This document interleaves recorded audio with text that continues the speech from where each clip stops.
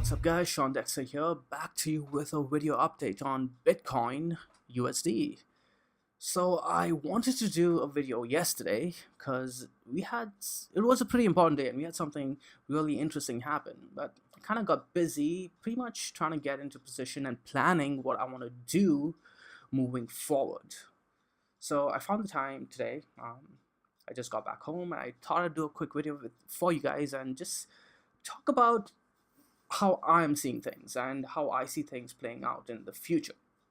So yesterday was an important day, but why was it an important day? Well, mainly because we closed the monthly, and you guys know how much I like looking at the big picture. So let's go on over to the monthly. Let's hide all of these lines here. And what do we have here? Last time I talked to you guys, a couple of videos ago, we talked about how BTC had crossed the 55 EMA, okay, on the monthly, the 55 EMA on the monthly. This candle over here, this was all the way back in Feb 1st, okay, we closed above, and then we opened and closed above. And then right after, we had the 1020 cross on the 10 SMA, the red line, and the 21 EMA, the yellow line. We had that cross happen too. So the play was, hey, we may very well see BTC shoot back up, all the way up here, test this, and then maybe come back down, okay? Now, we did see the first half play out, and now for the second half, what we wanted to see was confirmation of whether we were getting rejected on the 21 EMA. And what do you know? The month closed, and we did not get rejected. We actually closed the month above. Look at this over here. You can see that BTC. Let's go on over to the right-hand side of the screen over here. You can see that BTC actually closed at 5350, right? Let's look at that again. 5269. 5269 was this candle, and the 21 EMA was, was 5243. Look at the yellow EMA 1 on the right-hand side of the screen.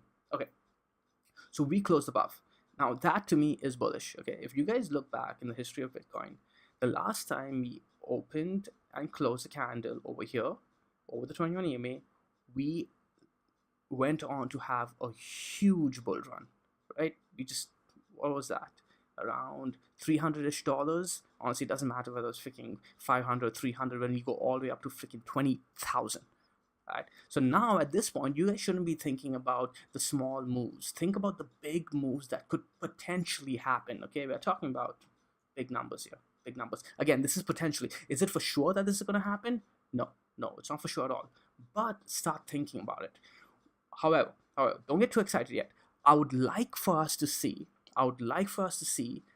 us open. Sorry, I would like for us to see us open and close a candle over the monthly 21 EMA. So now we've opened the candle over the monthly 21 EMA, and that's good. That's really good, actually. But now let's see this month actually close above this 21 EMA. That would get me full on bullish, because this is what I was waiting for. But I didn't think it happened this soon, and the fact that it has is making me really bullish. Okay, now let's go on and talk about the daily.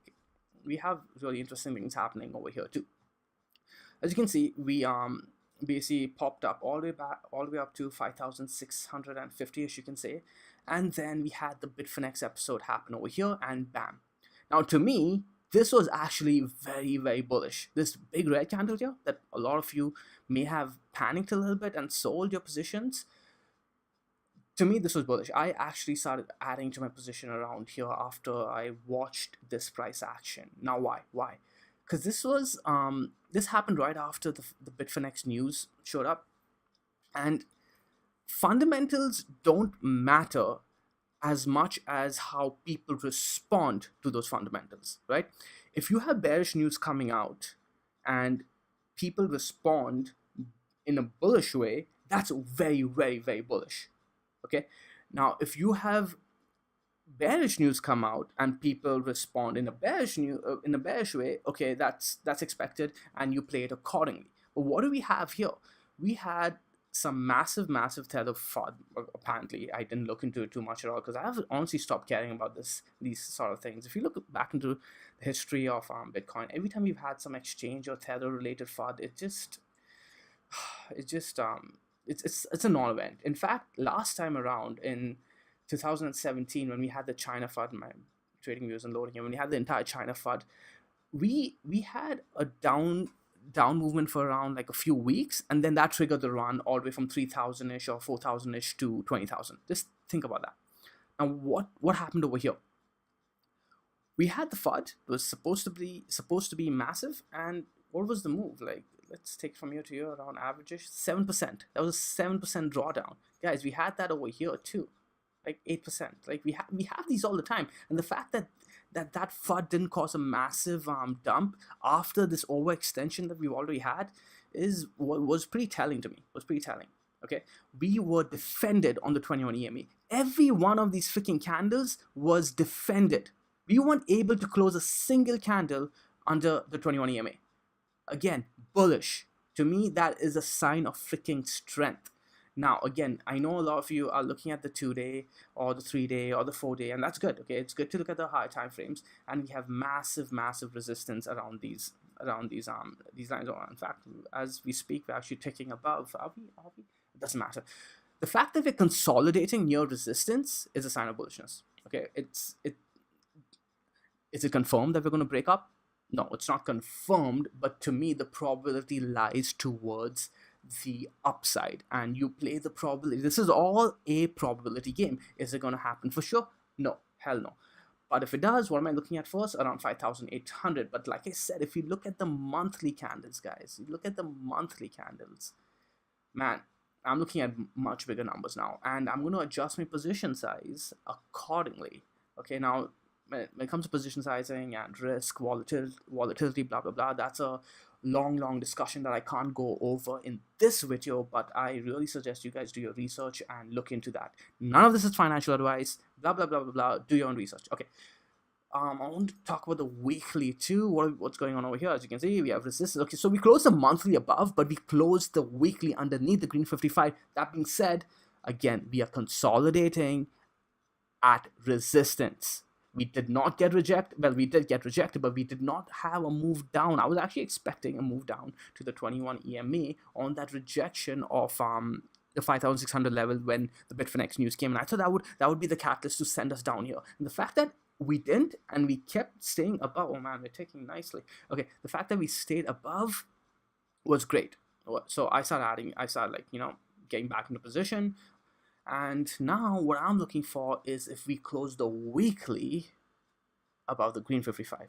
To me, that would, again, add even more probability to us having a move, maybe to, like, I know people are expecting a rejection around the 6,000 levels, man, but I don't know about that. Let's go ahead and look. Let's go back to the daily. Okay. Let's look at our Ichimoku, my bread and butter, guys. Okay. Now, I was actually expecting a move down here, but I did not play it. This move, I was expecting it, but things look so bullish. Why? Because every time, this is a little trick. Thank you, Josh, again. Every time you see a Kumo twist like this, price tends to get sucked into it. The cloud gets it so right. It's like an area of low resistance until it starts building up again. Now again, what was this telling us? When you have the Tenkin and the Kijun flatlining like this, there's a high probability of price coming back into equilibrium and touching the Kijun, at the very least the Tenkin. Okay, so we did touch it at Tenkin, we did make a move down towards the Kijun, but what stopped us? Was the daily 21 EMA, right? This is another play that people don't look into, which is why I'd add the daily 21 EMA onto my cloud template. Okay, now let's go on to the 12 hour. This was another thing that would make me very bullish. What happened? We took over the 21. We took the 10kin yesterday, and we opened and closed the 10kin on the 12 hour, leading to today's daily close. Man, and now we're resisting it over here. It's looking good right now. On the dailies, what do we have here? We have a bullish cross on the stochastics. Price was moving down, by the way. Stochastics was moving down and price was moving up. Another sign of bullishness. It's looking good. But don't get excited. Risk manage all the time. Expect anything to happen, because when you don't and you put all your eggs in one basket, that's a recipe for disaster. So is there anything else I do want to talk about? Ooh, right.